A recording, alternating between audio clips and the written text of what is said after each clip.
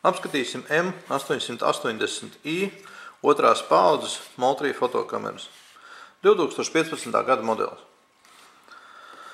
Tātad atšķirās viņš tāpat kā visi citi modeļi 2015. gada ar to, ka diožu bloks nevarās vairāk kopā ar visu pārējo, un diodes ir izvietotas daudz retāk viena no otras, kas mums dod vienmērīgu izgaismojumu, nevis vienu pārgaismotu pleķi fotografijas vidū.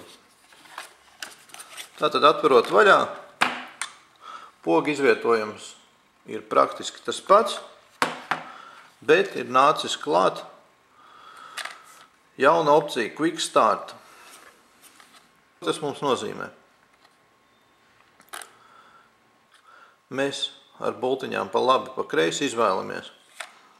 Uzstādīsim datumu un laiku, vai arī uzsāksim darbību. Lai uzsākt darbību, nospiežam pa labi, un pēc laiciņa kamera sāk strādāt. Neliela atšķirība starp pagājušā modeli ir tanī, ka iespējams ievadīt datumu, laiku un citus parametrus, neievietojot atmiņas karti. Atmiņas karta nav ievietota, taču es varu piekļūt opcijām, kur es varu izmainīt datumu, laiku un iestādīt citus parametrus. Ievietojam atmiņas karti. Ejam uz Quick Start. Spiežam Start pa labi. Pēc 30 sekundēm kamera uzsāks darbību. Tā esam ciet un esam visu pabeiguši.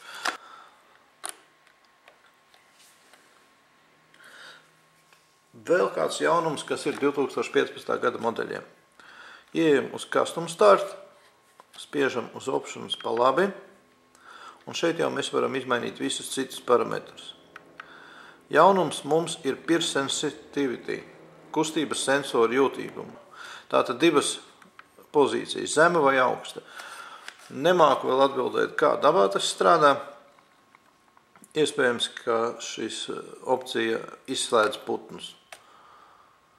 Varbūt tās mazos dzīvniekus.